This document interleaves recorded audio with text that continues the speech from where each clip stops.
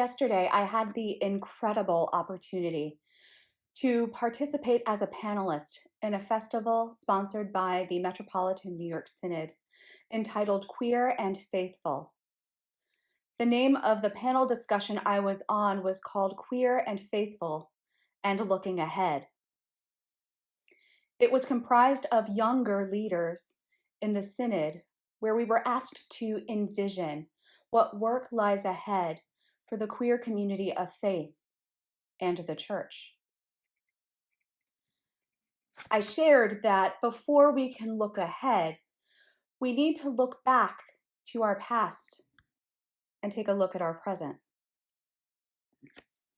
Jesus tells the disciples in our gospel reading this morning, "Whoever welcomes you welcomes me, and whoever welcomes me welcomes the one who sent me." And this, I think, is where we can start looking ahead as a church and as a synod. For churches, this means reevaluating our use of a very common statement that many members of marginalized communities have grown very suspicious of. That statement is all are welcome, or anything similar to it. Often, churches try using a blanket statement of welcome in order to bring people into their doors without realizing the impact, the true impact of what it is that they are saying. You see, when a church claims that all are welcome and in the same breath tells one of us in the LGBTQIA plus community that we are going to hell for loving who we love, all are not welcome.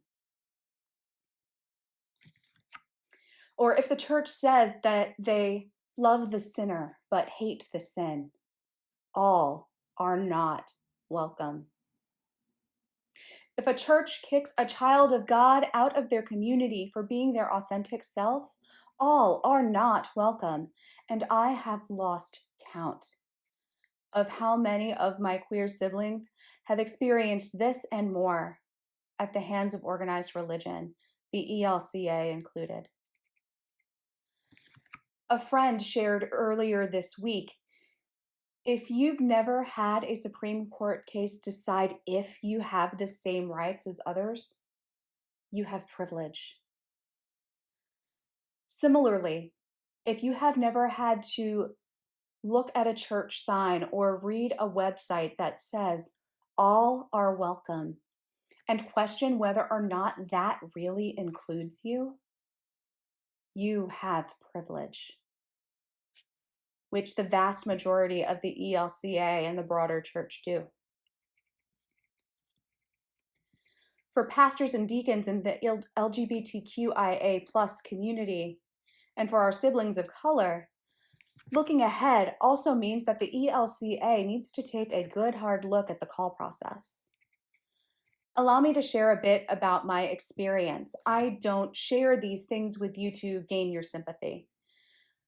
I name my own experiences because those are the stories that I can share, and they provide just an ounce of the experiences of LGBTQIA plus people of faith. For many of you, the fact that my call process can be described as messy at best is no secret.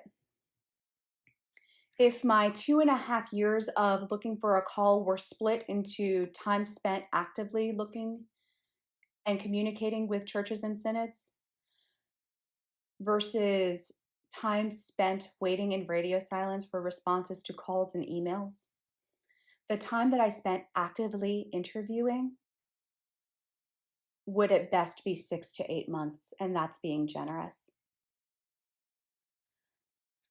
I was encouraged at one point by a synod to start a Spanish-speaking mission start. While I did identify as Hispanic in my paperwork, I also made a point to name that I have a very complex and painful history of trying to learn the Spanish language, as is common among second and third generation immigrants. It was something that was either left unread in my painstakingly thorough paperwork, or else it was read and ignored completely. When I was an intern in the synod 4 years ago, I was informed by a white pastor that interns should be seen and not heard. When I spoke with fellow clergy at a meeting discussing issues that impacted this Hispanic community.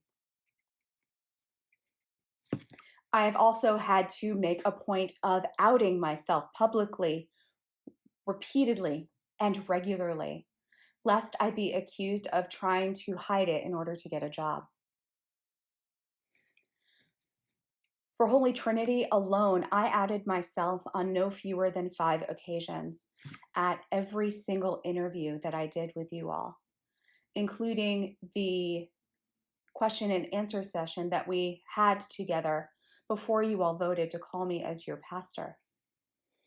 I did it for my own safety because I, like so many other clergy candidates in the LGBTQIA+ community, learned the hard way not to trust the words that are printed by churches, but instead to take a closer look at their actions. And so I wanted to make sure that every church that I engaged with was fully informed. This wasn't something unique with my interview process with Holy Trinity. I did it at every interview with every church in every synod I interviewed through. Knowing that saying that I identify as bisexual could very well be the sole factor for whether or not a church would choose to call me. My story is not unique, and it's far from the worst experience among my colleagues. It causes LGBTQIA+ candidates to have to wait a year, and often many, many more, to find church calls, in spite of the fact that there are stories printed everywhere about a clergy shortage. Until churches welcome leaders so readily that we no longer feel pressured to out ourselves for safety, all are not welcome. At the 2009 Churchwide Assembly, a social statement was passed that removed barriers that prevented members of the queer community from becoming pastors. And while I am grateful for that, because the fact that I am able to serve as your pastor today is a direct result of that decision, unfortunately, it feels like the denomination decided that that was all that needed to happen.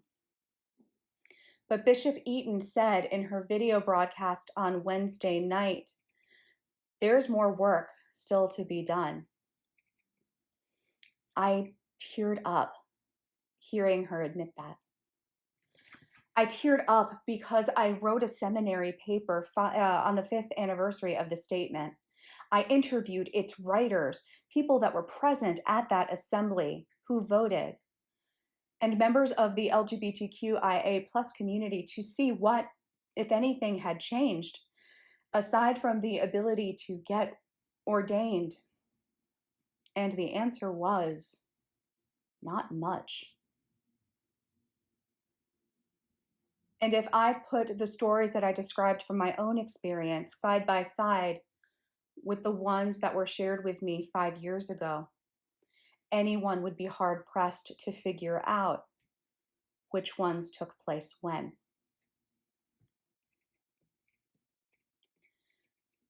Jesus talks to the disciples about welcome. And when he does so, he is sending them out into the world. He reminds the proclaimers that they are to experience this welcome out in the world beyond where they are. So if we are to experience radical welcome and to truly extend it, it has to be done outside our church buildings, rather than hoping that people will read what we have to say, trust it, and come to us. In order to reach out, we have to name that we are welcoming marginalized groups specifically. We have to name them, each and every one. And we can only do that after we have done the work to make sure that the statements that we make are actually authentic. Folks in the LGBTQIA plus community vet churches for authenticity. We check websites, Facebook, and other social media. We ask for recommendations from fellow queer people.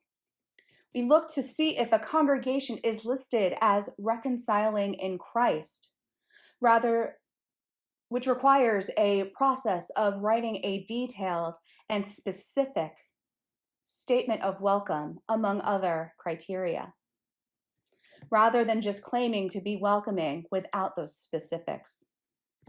All before we remotely consider walking through the front door.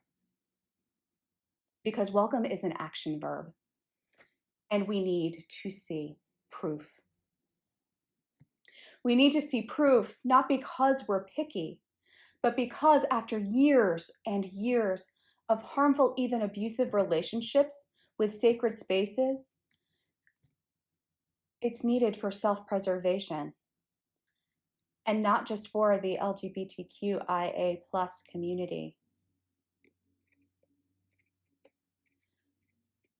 A church is meant to be an authentic place where community, however it is gathered, is able to be together. And each individual is able to be unapologetically themselves, authentically and without fear.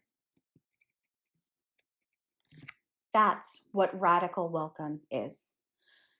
And with work, it is achievable. We've accomplished a lot in 50 years, and I pray that we accomplish much, much more by the 20th anniversary of this commemoration. Holy Trinity gave me hope when I was pretty much done. I've shared that with you before.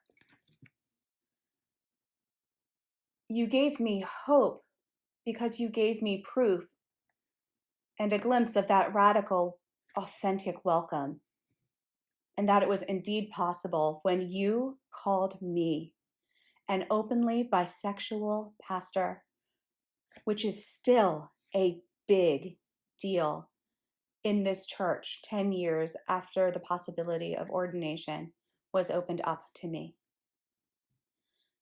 I want to challenge you, people of God, to keep living that out into the world. I want to challenge you to think and then to act creatively, to continue providing proof that each and every person is welcome at God's table here because of their differences, celebrating them rather than trying to ignore them.